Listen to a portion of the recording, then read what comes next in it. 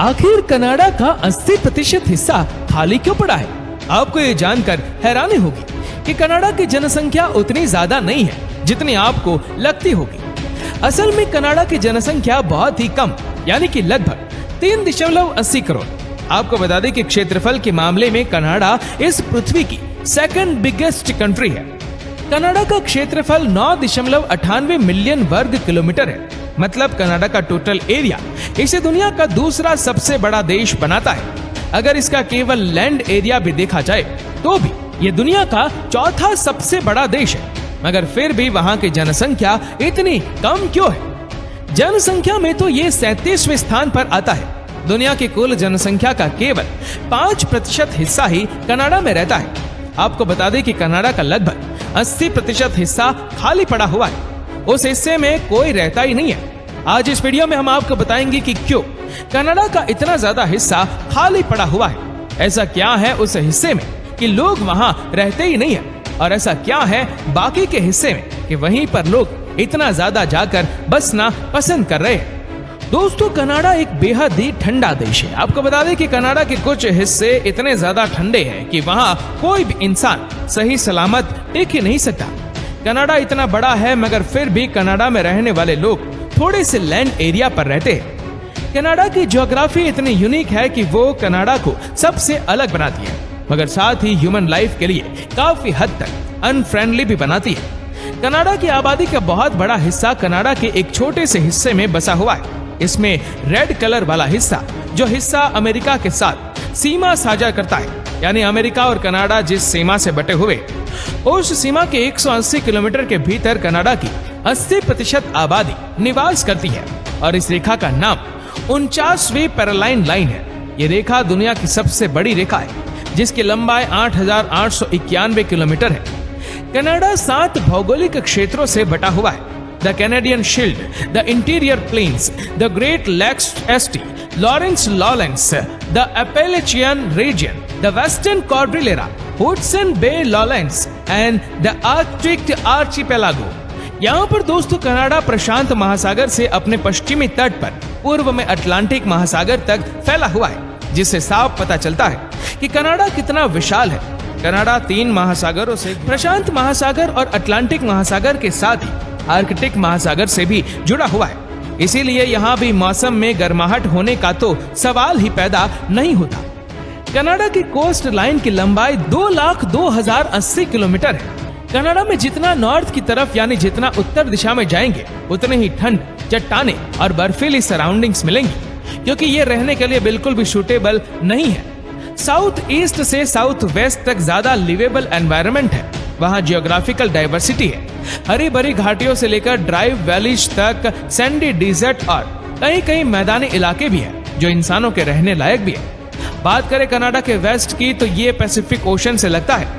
यहाँ का पहाड़ी हिस्सा बिल्कुल पैसिफिक ओशन के एज से मिलता है।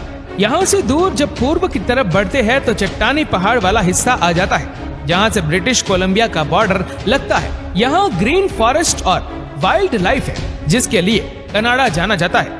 यही वो हिस्सा है जहाँ की नेचुरल ब्यूटी के लिए कनाडा पूरे विश्व में मशहूर है। इससे आगे जब पूर्व की तरफ बढ़ते हैं तो वहाँ छोटे वार्म और ड्राई प्लेसेस है। इस क्षेत्र का नाम ओकनागन है। यहाँ माउंटेन और डेजर्ट पाए जाते हैं। यहाँ का क्लाइमेट फल सब्जियां उगाने, फसलें उगाने और जरूरी खेती के लिए परफेक्ट है।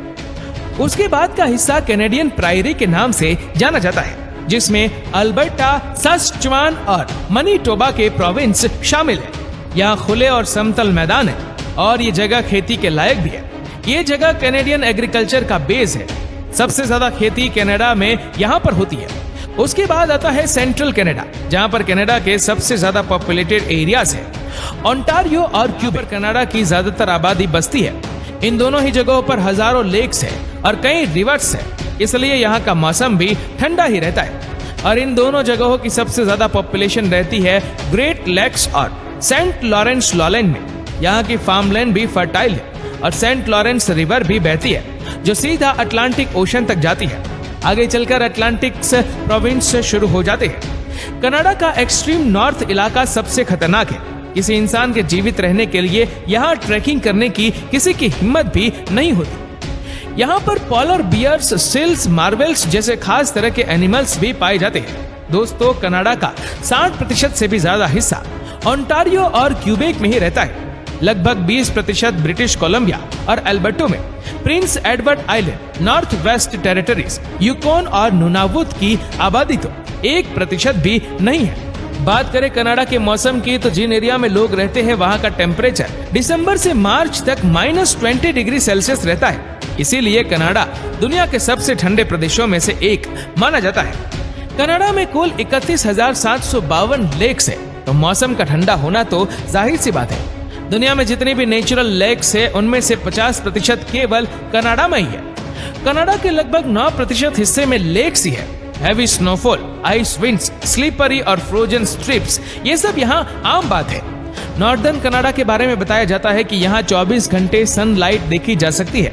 बहुत कम देर के लिए आसमान में थोड़ा बहुत अंधेरा होता है। जिन जगहों पर लोग रहते हैं वो जगह ज्यादा ठंडी नहीं है, लेकिन कनाडा का जो एरिया खाली है वह इतना ठंडा है कि कुछ मिनटों में इंसान पर बर्फ जाम जाए। दोस्तों, ओंटारियो मोस्ट पॉपुलेटेड तो है ही, साथ ही लार्जेस्ट मैन्युफैक्चरिंग प्रोविंस भी है और क्यूबेक कनाडा का लार्जेस्ट एरोस्पेस इक्विपमेंट प्रोड्यूसर है। इसके बाद एडमंटन को ऑयल कैपिटल ऑफ कनाडा बोला जाता है। ये जगह पेट्रोलियम, कोल प्रोडक्ट और मशीनरी मैन्युफैक्चरिंग के लिए जानी जाती है। फूड प्रोसेसिंग, वुड प्रोसेसिंग और इलेक्ट्रॉनिक मैन्युफैक्चरिंग के लिए वैनकूवर बहुत फेमस है। ये ब्रिटिश कोलंबिया में, यहाँ पर फॉरेस्ट प्रोडक्ट की भी मैन्युफैक्चरिंग बहुत ज्यादा होती है। शिप रिपेयर और डीप सी एक्सप्लोरेशन के लिए भी ब्रिटिश कोलंबिया जाना जाता है। जब ज्यादा पॉपुलेशन यहाँ है, इंडस्ट्रीज यहाँ है, तो जाहिर है हायर एजुकेशन सेक्टर भी इन्हीं जगहों पर होंगे। आपको बता दें कि कनाडा अपना जीडीपी का 6% केवल एजुकेशन पर ही खर्च करता है। 2020 में कनाडा का एजुकेशन सिस्टम तीसरे नंबर पर था, तभी तो हर साल यहाँ पर स्टूडेंट्स जाते हैं, मगर फिर भी इसकी पॉपुलेशन बहुत कम है। अब क्यों इतनी कम है वह तो हमने आपको बता ही दिया है।